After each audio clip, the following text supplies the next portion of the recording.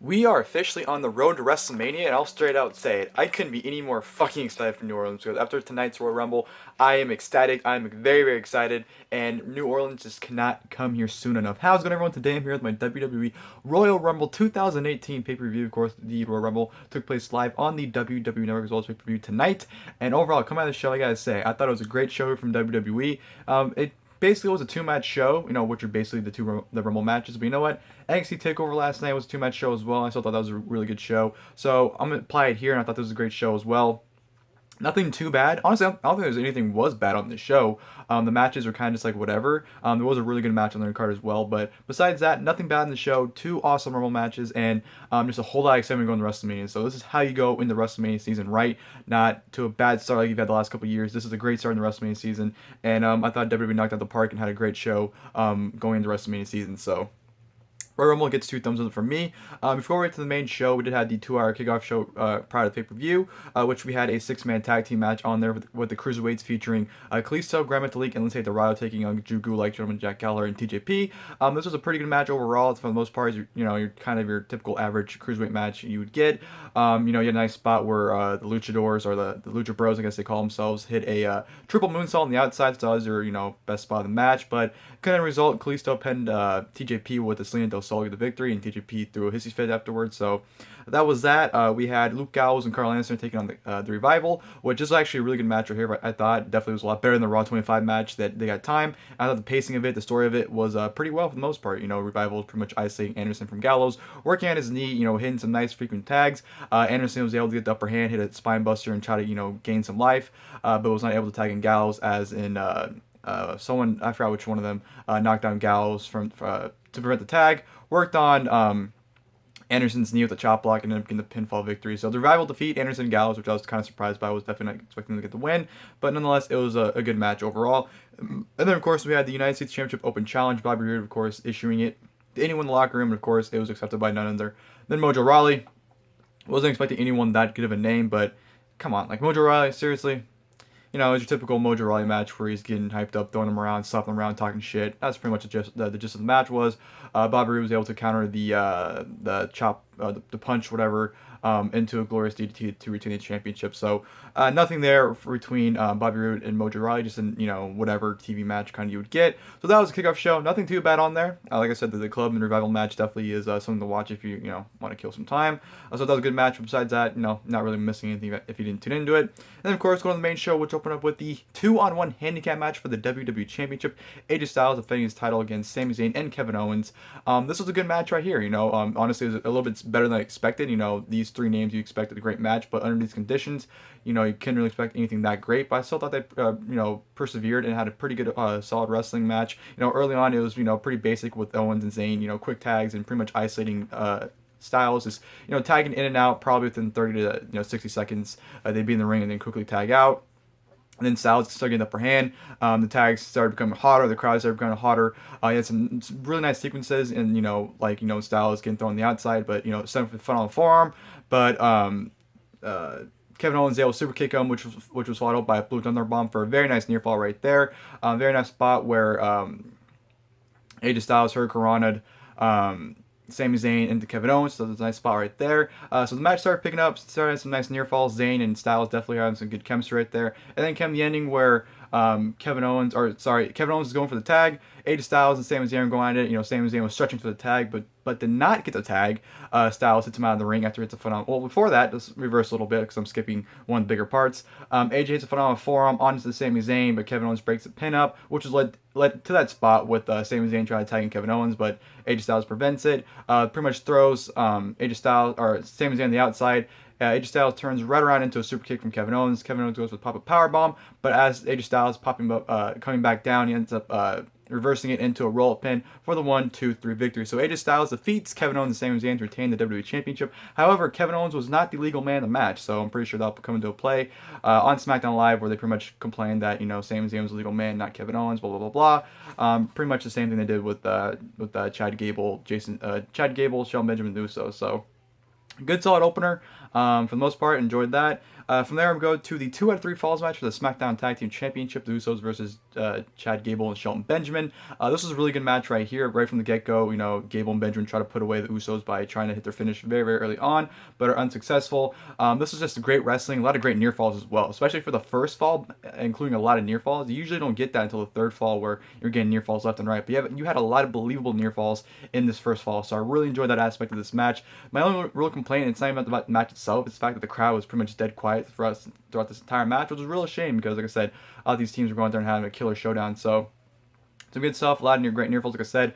Gable, getting a blind tag and hitting his roll through German suplex for a nice near fall right there. Ate a super kick followed by a Samoan splash from one of the Usos for a nice near fall right there as well.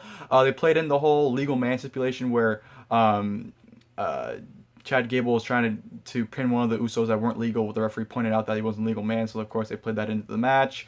They hit Gable and Benjamin were able to hit their finish on one of the Usos on the outside to pretty much seclude him to get a pinfall victory.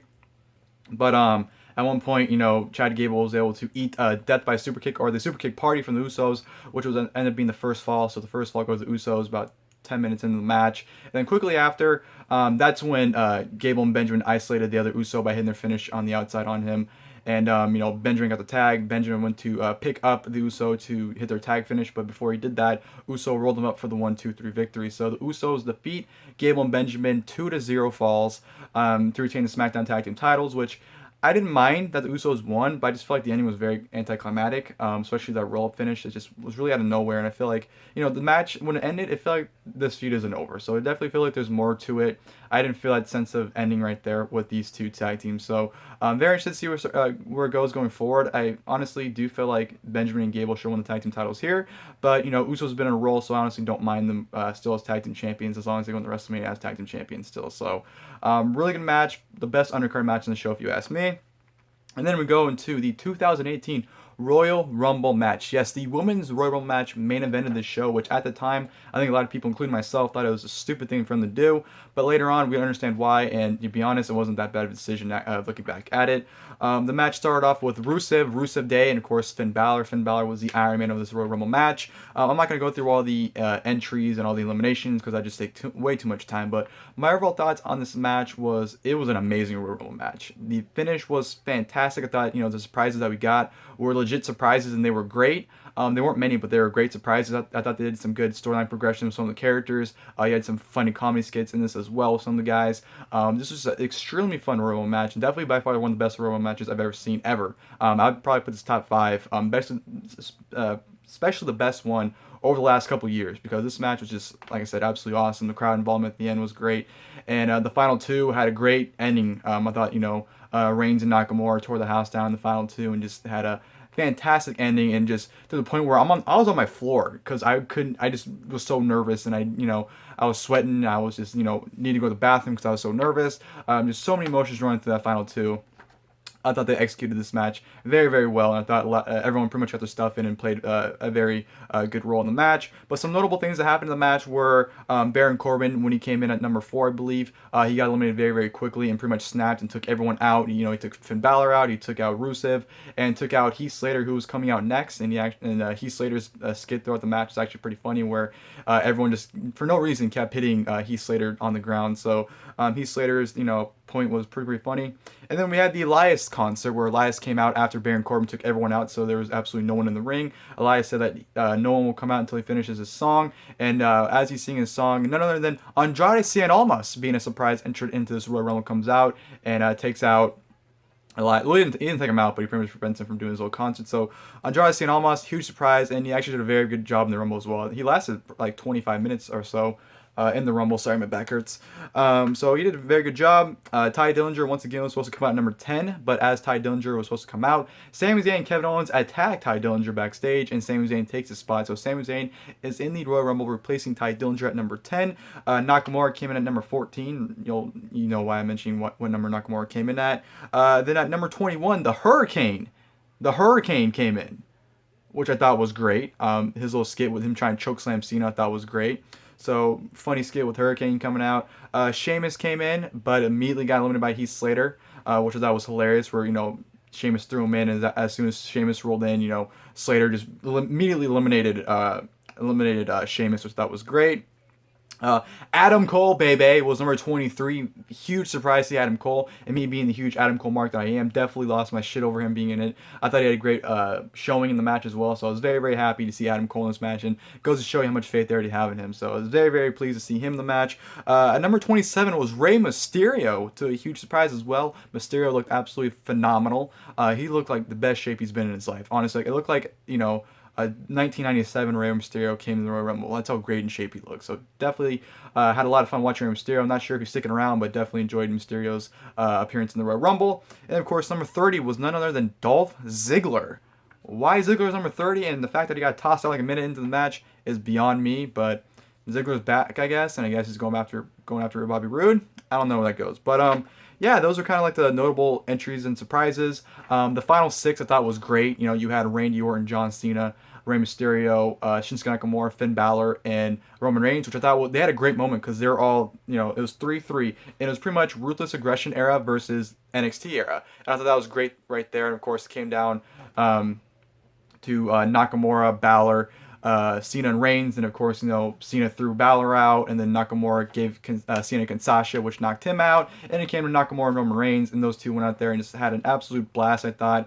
They had some really good sequences. They had some nice near falls where Nakamura went for, not some near falls, but some great, almost eliminating each other, where Nakamura went for the Kinshasa, but Reigns countered into an awesome spear, and then, of course, ending came with Nakamura hitting a Kinshasa on Roman Reigns and tossing him out of the Royal Rumble, thus winning the 2018 Royal Rumble match and going on to WrestleMania to face none other than AJ Styles. Yes, Nakamura chose AJ Styles at the match. We are getting it. Shinsuke Nakamura, AJ Styles, WWE title, WrestleMania 34. I couldn't be any more excited for it. That match alone, that makes my trip. I'm so excited for New Orleans just for that match alone. Very, very excited with Nakamura winning it. Definitely was the right decision. Roman Reigns did not need to win it, and Nakamura definitely was the guy. Right time, right winner, and right show going to. So Nakamura wins the Royal Rumble, facing AJ Styles for the championship. I couldn't be any more fucking excited for it. So, yeah, just the last six people, and then to the final four, to the final two, to the winner. Fucking great stuff. Overall, fantastic Rumble match, in my opinion.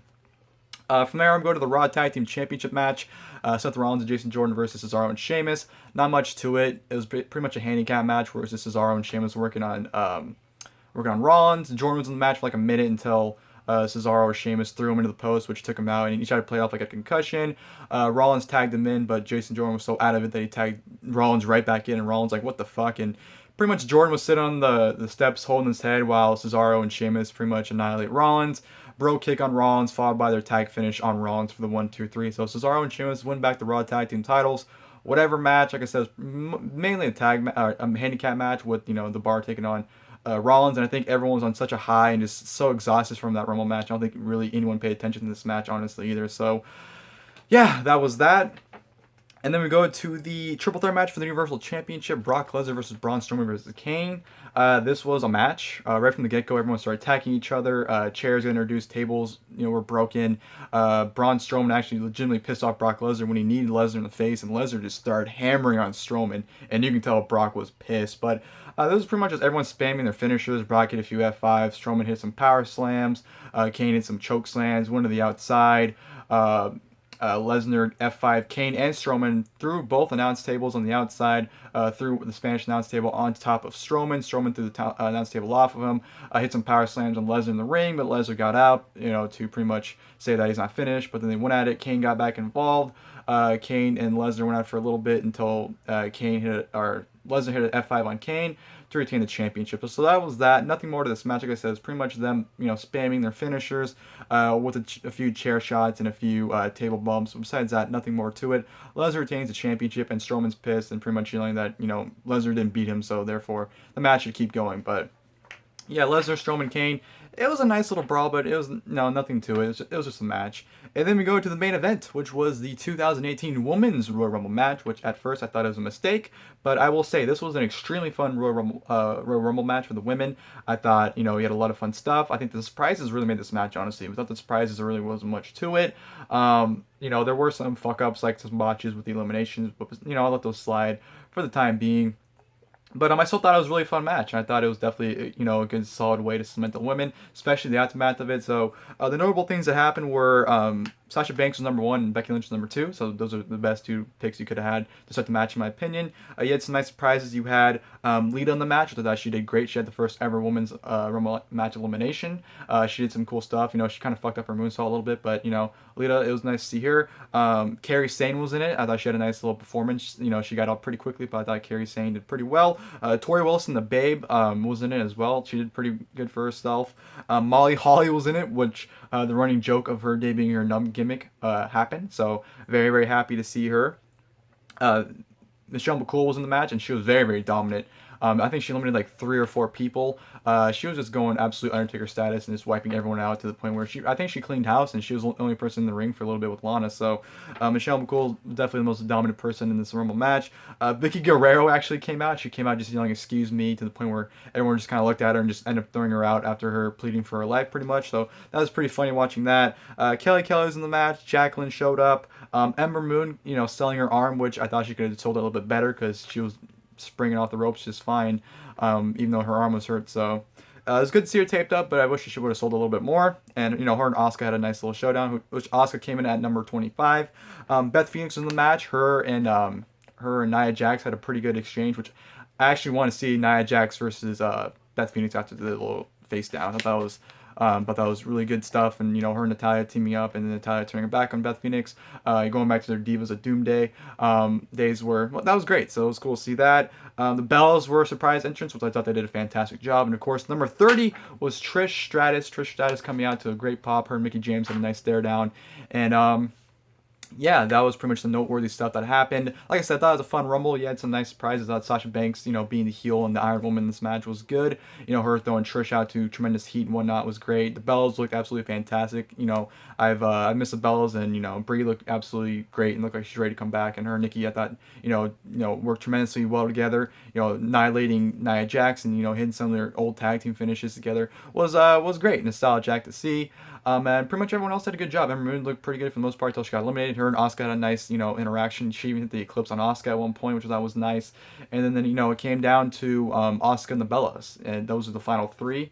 And I thought they all did a great job. Sasha Banks was probably the 4, then Sasha Banks got eliminated, and then it came down to those 3. And Nikki Bella was pretty much hitting. Nikki saw a forearm. She ended up eliminating Brie, so it came down to Asuka and Nikki Bella. Nikki Bella was pretty much trying to eliminate Asuka as hard as they could. They fought in the apron. Asuka ended up giving her like a drop kick to the knee, which took out Nikki Bella. So Asuka is your first ever Royal Rumble Women's Match winner. As expected, I think a lot of people expect Asuka to win. If not, a debut in Ronda Rousey, but Ronda Rousey was not even in the Royal Rumble match. So after the match, of course, Alexa Bliss and Charlotte came out to, pretty much say, who are you going to challenge this at WrestleMania, because the winner got to choose a championship match, not, automatically challenging their brand's champion. And then none other than Ronda Rousey comes out. Ronda Rousey comes out making her debut, pretty much coming out the ring to a huge pop, wearing her new t-shirt and Roddy Piper's jacket, which I thought was absolutely tremendous. That was very, very awesome to see her wear that. She came out, pretty much walked down the ring, pointed to the WrestleMania sign while staring all 3 of them down, and pretty much walked out. And that's exactly how the show ended, with Ronda Rousey letting them know that, hey, I'm here and I'm going after the championship at WrestleMania. So very, very excited to see what to do with Ronda Rousey. From what I understand, she signed a full-time deal, so that's very, very exciting to see what she's going to do in the WWE. From what I'm going to guess is she's going to face Charlotte at WrestleMania while Asuka faces Alexa Bliss. And one more thing about the Women's Royal Rumble match was the fact that Stephanie McMahon was on commentary during this match. She added absolutely fucking nothing to this match at all.